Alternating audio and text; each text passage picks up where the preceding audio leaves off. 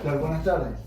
Continuando con los videos de prospección y exploración minera, en este caso nos toca desarrollar el tema métodos mecanizados de obtención de muestras, ¿sí? Los métodos mecanizados son aquellos que emplean equipos y aparatos de mayor complejidad, digamos, ¿sí? O sea, aparatos más complejos, digamos, ¿sí? Que esta tecnología, ¿qué le permite? ¿Sí? Permite obtener mejores rendimientos, ¿sí? ¿Por qué? Porque podemos extraer grandes volúmenes de muestras en menos tiempo, ¿sí? ¿Qué más? Permite, digamos, superar o vencer las resistencias de las rocas. A veces hay rocas extremadamente duras, ¿sí? Y en este caso no se pueden excavar de otra manera que no sea con aparatos mecanizados, ¿sí? Dentro de los métodos, digamos, mecanizados, podemos distinguir tres. Se clasifican en perforación rotativa, o también llamada rotary, la perforación a diamantina y la perforación a percusión, ¿sí? Vamos a ir desarrollando cada uno de los temas. Primero, hablamos de la perforación rotativa, ¿sí? Bueno, la perforación rotativa es el procedimiento que más se ha usado en lo que es la explotación de napas petrolíferas, ¿sí? Para napas petrolíferas. Y actualmente también se lo emplea para la explotación de aguas subterráneas, ¿sí? Para aguas subterráneas, ¿sí? Normalmente su alcance es hasta los 4.000 metros, ¿sí? Aunque hay antecedentes de que se pudo llegar excepcionalmente hasta los 6.700 metros, ¿sí? Hasta 6.700 metros. Bien. Digamos que, ¿cuál es el principio en que se basa este método? Justamente en la perforación rotativa, o sea, usa la fuerza de rotación, ¿sí? Vamos a mostrar acá de cerca, digamos, lo que es el equipo, ¿sí? Como vemos, digamos, consta de varias partes, ¿sí? Pero el principio en que se basa es que una herramienta cortante, ¿sí? Que es el trépano, que está acá ubicado en el centro del pozo, digamos, apoyándose de la roca con fuerza regulable, se puede regular la fuerza con la que se apoya, y girando alrededor de su propio eje, destruye a la roca usando la fricción causada por el movimiento de rotación, ¿sí? Es todo un tren de herramientas, ¿sí? En el cual, digamos, es arrastrado por una mesa de rotación, ¿sí? ¿Cuáles son las partes, digamos, en las que está compuesto el equipo, ¿sí? Fundamentalmente el tren de herramientas, o varillaje también se llama, tren de sondas, que consisten en varias barras que están unidas entre sí, ¿sí? Y a su vez están unidas una barra maestra en la parte superior y están accionadas por una mesa de rotación que la hace girar, le transmite el movimiento de rotación, ¿sí?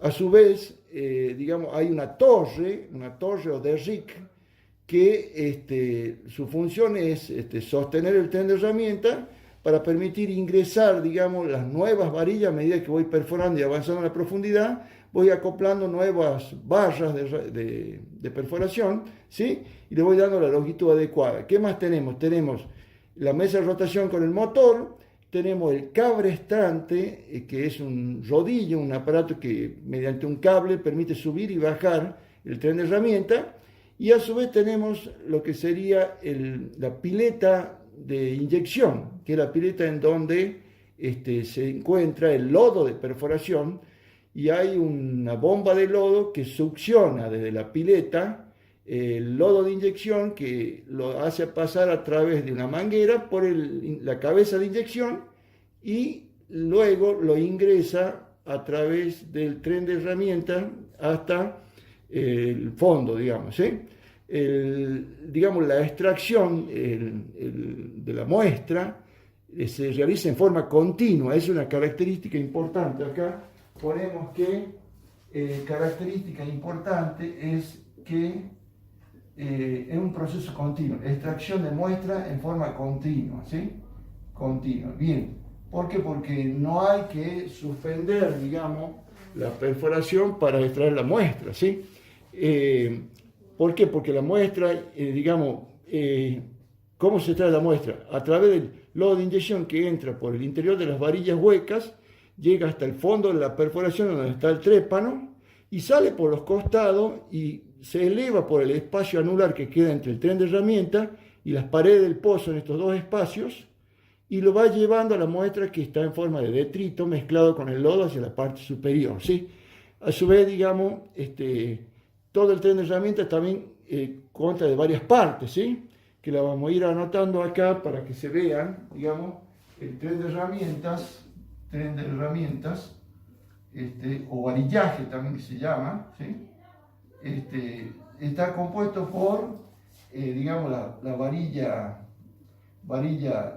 de arrastre, o también llamada barra maestra, ¿sí? La varilla de arrastre. Después tenemos las varillas normales, y después tenemos las barras de carga, y por último tenemos el trépano o herramienta cortante, ¿sí? Bien, vamos viendo más o menos cómo es cada uno. Acá tenemos, por ejemplo, en la parte superior se lo puede ver ahí el que va desde la cabeza de inyección hasta la primera varilla normal, o sea, todo este pedazo, ¿sí? Es la varilla de arrastre o barra de carga, ¿sí? Esa barra maestra tiene una sección cuadrada, ¿sí? Es decir que tiene una forma más o menos así, la barra, ¿sí? O a veces puede ser hexagonal, ¿sí? También puede ser en forma de hexágono, ¿sí? Así. ¿Por qué? Porque, digamos, tiene que ser tal que pueda empatar, digamos, ahí el engranaje que viene de la mesa de rotación para que le pueda transmitir el movimiento de rotación, ¿sí? Es decir, tiene que ser tal que se pueda transmitir el movimiento, porque si fuera circular no le podría transmitir, ¿sí? Entonces, la barra de maestra normalmente tiene una longitud, que es esta, de unos 12 metros, ¿sí? Y, digamos, es a través de la cual el motor le transmite, mediante la mesa de rotación, el efecto de giro a todo el varillaje o tren de herramientas, ¿sí? Esta dijimos que tenía 12 metros y permite perforar, ¿sí? Permite perforar hasta los más o menos 9 metros 13, ¿sí? Que ahí donde se saca, digamos, el trépano, se lo desconecta, se deja la varilla de arrastre y se vuelve a conectar la primera varilla normal, ¿sí? Luego se perfora y se sigue levantando y se va agregando cada vez más varillas normales, digamos. Bien, ¿cómo serían las varillas normales? Las varillas normales, digamos, son barras de acero templado, ¿sí? Que normalmente tienen una longitud de 8,50 metros más o menos a 9,13 metros, ¿sí? Más o menos entre 28 y 30 pies, son barras bastante largas, ¿sí? Bien, esas barras, digamos, permiten llegar a la longitud a la que yo quiero, a la profundidad a la que yo quiero llegar, ¿sí? Y están unidas o acopladas mediante barras de acople, mangas de acople o toll joint, ¿sí? ¿Cómo es más o menos? Bueno, si las barras normales o varillas normales tienen una rosca macho en sus extremos, ¿sí? Así hacia ambos lados, y con un manguito de acople o toll joint, ¿sí? Que tienen en sus dos lados roscas hembra, o sea, esta es la varilla normal, ¿sí? Y se acopla con otra varilla normal que sería de este tipo, ¿sí? Es decir, las varillas normales tienen rosca macho, ¿sí? Y el mango de acoplo, o también llamado toll joint, ¿sí? Es el que tiene dos, digamos, roscas hembras que se enganchan con la otra, ¿sí? Bien, eso le permite ir avanzando hacia abajo. Luego, una vez que vamos avanzando más adelante, vamos viendo de que las varillas normales, digamos, se terminan enganchadas con la barra de carga, que tiene una sección más gruesa. Fíjense ustedes, las varillas normales, normalmente, esta tiene una sección de 60 milímetros, o sea, 6 centímetros a 168 milímetros, prácticamente 17 centímetros, ¿sí? Son, como sea, en ese rango de 6 a 17 centímetros. En cambio, las barras de carga, que son estas que están abajo, ¿sí? Son de mayor dimensión, ¿sí? Mayores a 180 milímetros, ¿sí?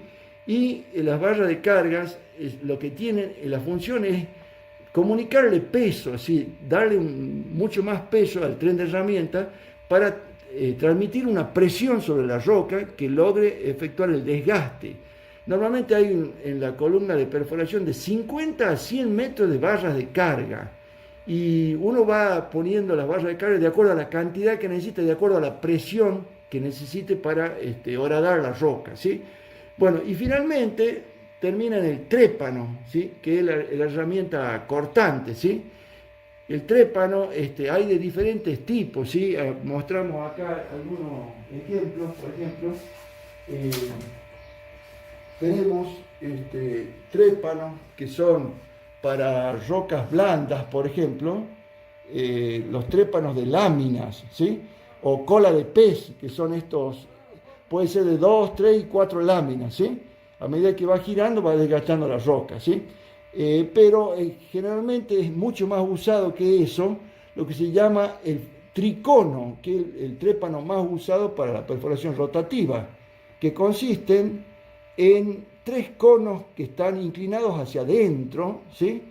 Y tienen dientes con inserción de carburo de tungsteno, es decir, o huidia, que es una aleación bastante dura y permite superar la resistencia de la roca.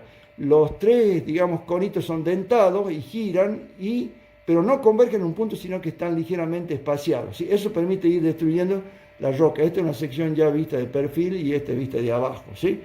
Bien, después, otra parte importante que tenemos, ¿sí? Es lo que sería la parte de la cabeza de inyección, que es la parte de arriba, ¿sí? La parte de arriba de la cabeza de inyección, ¿sí? ¿Qué es la cabeza de inyección? Es la que permite, digamos, que pueda girar el tren de herramientas, ¿sí?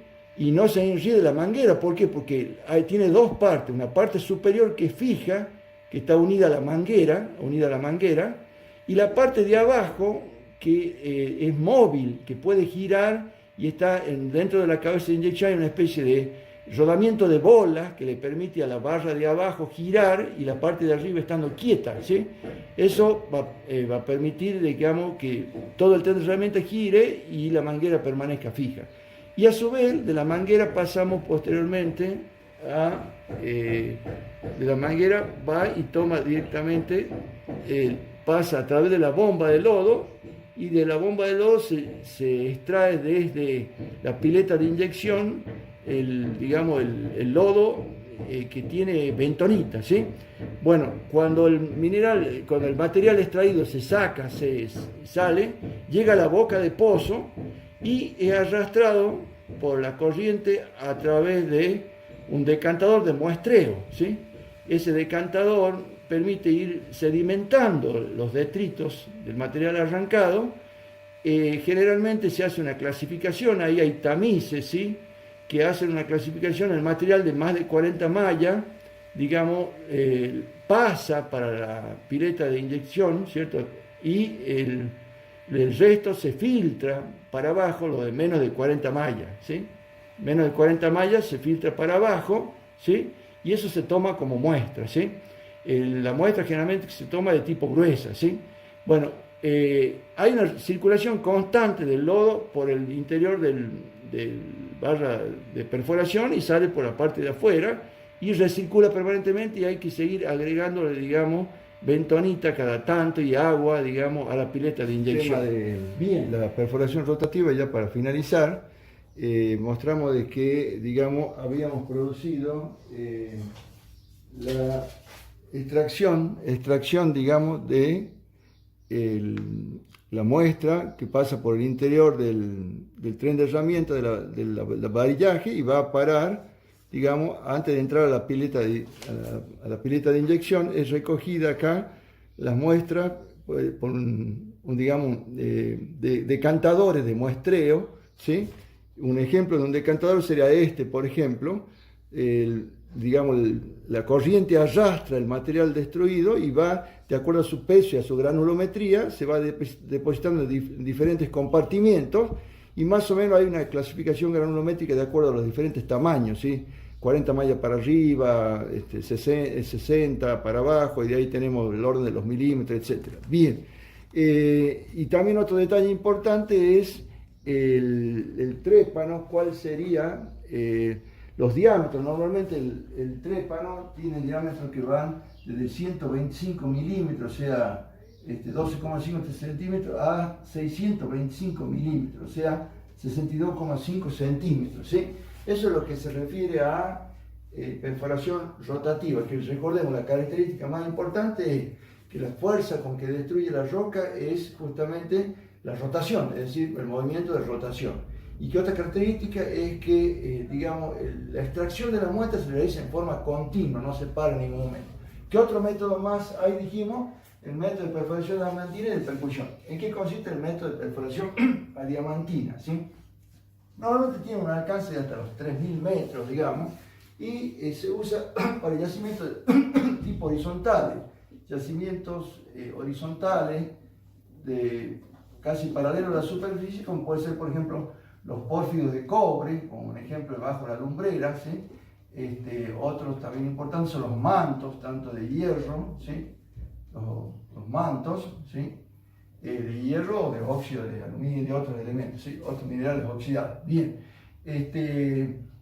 ¿cuál es la característica en cuanto a, digamos, al equipo? El equipo es bastante similar al que se usa en la perforación rotativa, es decir, también la fuerza que produce el desgastamiento de la roca es la fuerza de rotación, ¿sí? Pero la diferencia es que en cuanto a la parte de abajo, que en el caso de la perforación rotativa, digamos, teníamos que terminaba, digamos, en un tricono, ¿sí? O, digamos, un cola de pez, algún tipo de trépano, ¿cierto? Bastante macizo, que destruye toda la sección circular. En cambio, en el caso de la perforación diamantina, termina en una corona con inserción de diamantes, ¿sí? ¿Qué diferencia tiene? Que la corona, digamos, no destruye toda la sección circular, sino que va destruyendo la roca y permite ingresar lo que se llama el testigo, ¿sí? Que es un pedazo de roca de forma cilíndrica, ¿sí? Que se va introduciendo a medida que va bajando la perforadora, ¿sí?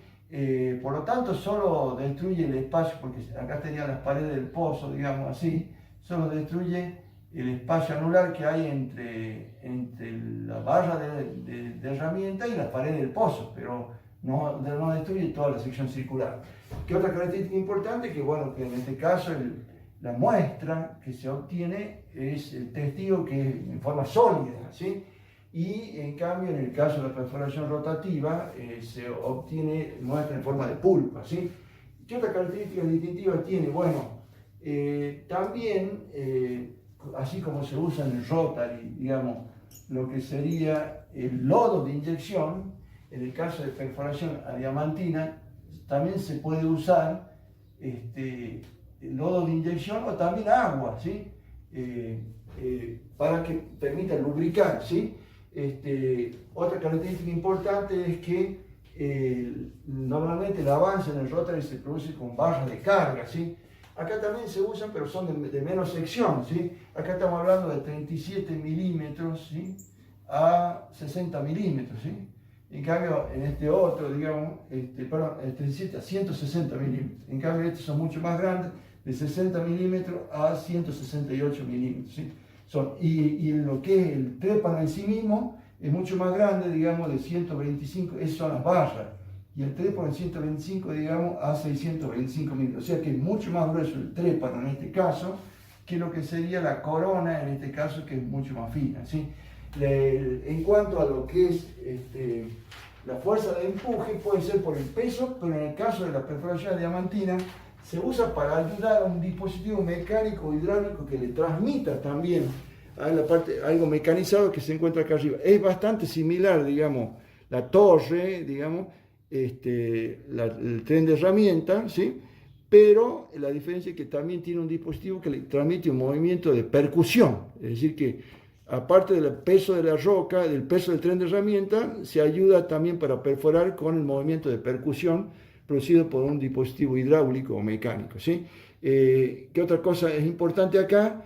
Que en este caso, digamos, generalmente como son diámetros pequeños, tienden a derrumbarse o a taparse y a veces hay que ir disminuyendo la sección porque a medida que vamos avanzando hacia abajo se va achicando, digamos, menos digamos, el diámetro de la perforación, ¿sí?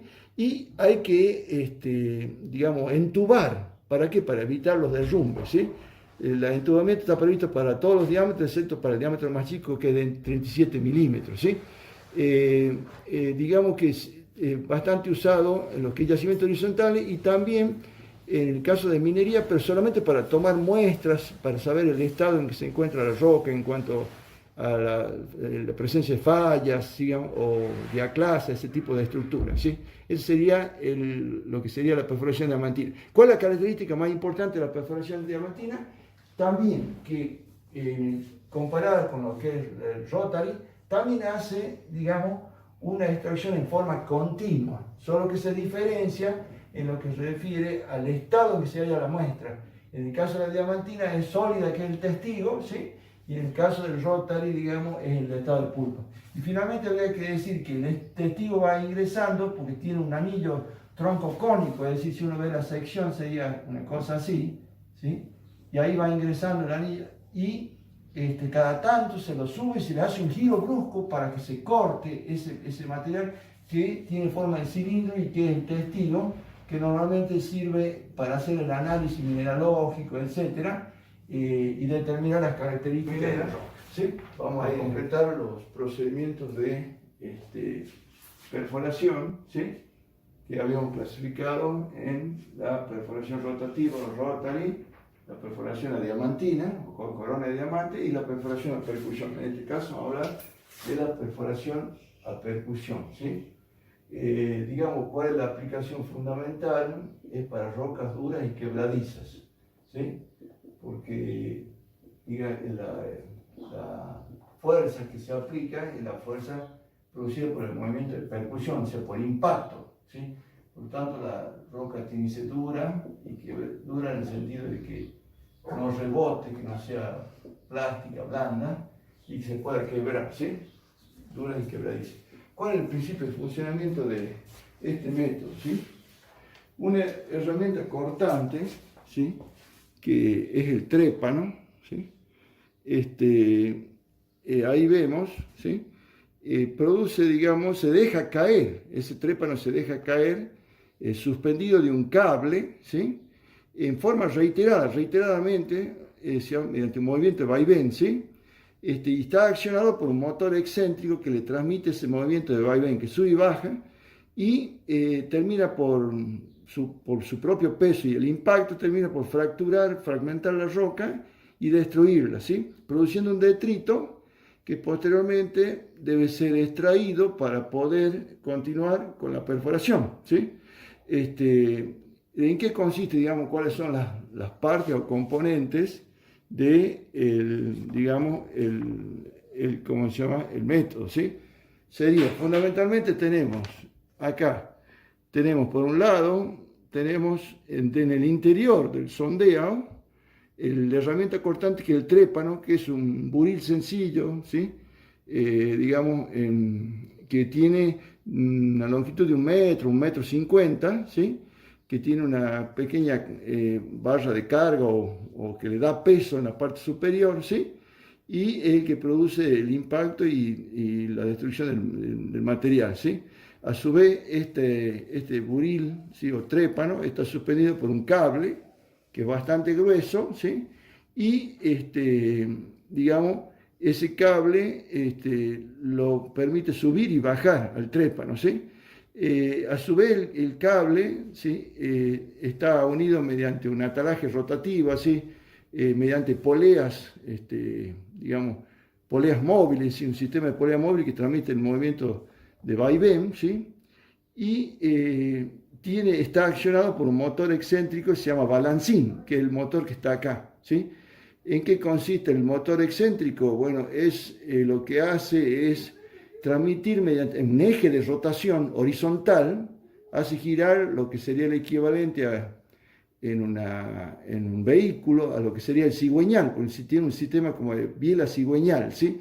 ¿Qué pasa? Que hace girar este disco, que es el equivalente al cigüeñal, y como tiene accionado así, tiene unido lo que sería la biela en la parte superior, por eso se llama excéntrico, porque no coincide la biela con el centro del eje del cigüeñal. Entonces, la biela está unida en la parte de arriba, ¿cierto? Cuando gira va para la parte de abajo y eso hace que se acerque la biela. Cuando vuelve a subir a la parte de arriba se aleja la biela, o sea que la biela sube y baja y eso hace que sube y baja el trépano, produciendo ese movimiento de vaivén que termina por impactar la roca, ¿sí? ¿Qué otro componente más? Tiene una torre que suele ser de 15 a 20 metros que está apoyando en el piso, que es la que permite, digamos, subir y bajar el tren de herramientas, ¿sí? Y a su vez está accionado todos los cables por un cabrestrante, ¿sí? Que es una especie de rodillo, ¿sí? O malacate, que es lo que permite subir y bajar, digamos, el trépano, ¿sí? Normalmente esto se hace para producir, digamos, un detrito que sale en forma sólida, ¿sí? Y ese detrito,